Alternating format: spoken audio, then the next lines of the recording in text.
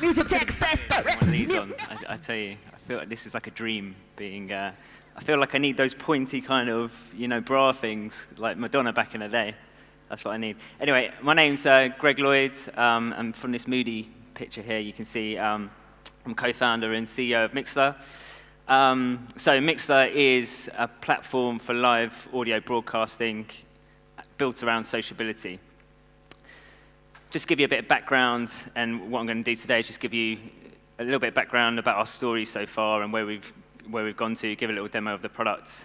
So in terms of background, we started building Mixlr because we were seriously frustrated with trying to do live audio. Myself and my co-founder were at university at the time. We're both musicians. We wanted a really simple way of being able to broadcast live audio online, and we just couldn't find a way of doing it. So we went about just building a really simple prototype for making live audio broadcasting really easy. So one click, being able to take any audio source, whether it's from a mixing desk or whatever you're playing on your laptop, and be able to just broadcast it live online. So we coded away. This was our office for a long time. This was my bedroom. My wife loved it. We were there, just the two of us coding all hours. We're still together, which is good. But yeah, we went about just building this prototype, put it out there, and to our surprise, once we launched it online, people started using it. And people all over the world. So because we made it so easy for people to broadcast, we had like community radio stations in places like Rwanda, all over Africa, using us to do local community radio stations. During the Thai floods, we were the main news source for journalists in Thailand, for updating people on what they could do and what was going on with the floods. That was a really interesting use case. The Bahrain democratic rallies were being broadcast through Mixlr. And then, not so interesting, but the US government using us for their local board meetings, just to give greater transparency on what people were voting on and the decisions being made. So we started off as a real wanting to make it easy for people to broadcast music, and then we started getting used by all these crazy, amazing use cases around the world. But the crux of it is we make it really simple for people to broadcast live, so you can just go from your iPhone or from your laptop and just broadcast live audio online. On top of that, we believe that live audio should also be social. It's a key, massive part of it for us. If you think about the way we consume audio nowadays, music, you do it in a passive one-way consumption. You just literally find your track, listen to it. You can't engage or interact with that content. But when you think about live audio and live music events, even if it's just a guy just strumming a guitar around a campfire or in a living room, it's more than that. It's or even a big sellout tour. It's more than just one-way consumption. There's a lot more going on. You've got engagement between the performer and the fan. You've also got engagement between the fans and the performer. If you've ever been a DJ and played a track that's been and cleared the dance floor, you know what I mean. The fans have a big influence on the actual performance.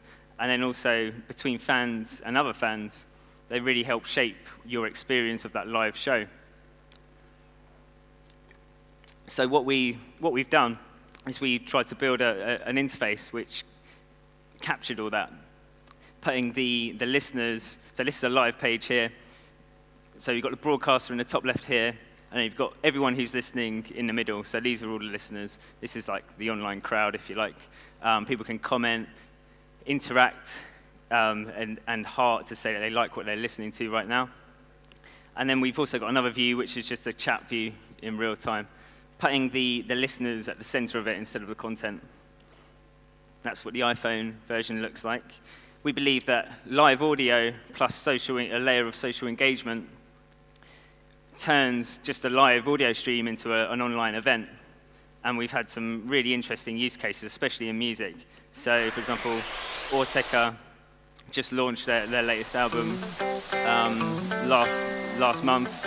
and they used us to do a preview before releasing it, so they could get all their fans in one place, listening to the new album and listening to a radio show they put together for that album.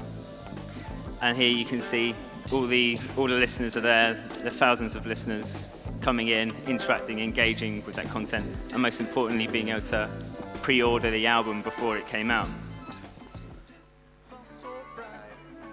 This is an American band called Widespread Panic. Use Mixlr to stream their whole tour live. Again, 13 dates instead of just broadcasting to the 5,000 people in the sellout stadium. They were able to reach 100,000 people online via Mixlr. And then we get a lot of electronic music, DJs and artists as well, using us again to play the latest tracks live, get their community and fans engaged and interacting with their content. So in terms of growth, we've from 2 of us in a bedroom a couple of years back, we've kind of grown quite a lot, and this week we actually celebrated having 1 million users. But as you can see from these stats at the bottom here, the average Mixlr monthly user does more than 40 interactions, so people are really engaged with the service. They don't just come to listen, they come and comment, they heart, they interact and follow each other. And the average time on site is also nearly 33 minutes, which anyone who knows that kind of thing is very high. So yeah, that's us celebrating this week, the 1 million mark, which is cool. So some really interesting use cases for Mixlr in the music space for us going forward. Live events, as I said, the Widespread Panic use case was really interesting. And because they were able to get their whole online community in one place at one time for a long time, and they were able to engage with them, so they were able to upsell like t-shirts and merchandise from the tour online to a large amount of people. So that's a really interesting use case. And then album previews again. The Autechre album preview was a great use case of people being able to, instead of just being able to stream an album before it's released in their own time, they turned it into a big live event where they could reach 70,000 people, come listen, engage with the content, and actually pre-order the album before it came out.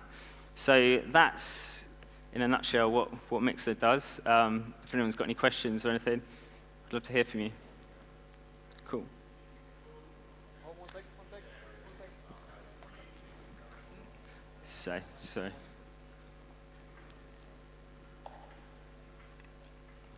Can you record the content and upload it to YouTube and SoundCloud and listen to it again and stuff? Yeah, so we do one-click export to SoundCloud, Mixcloud, Dropbox, and we record it so you can distribute it where you like, really.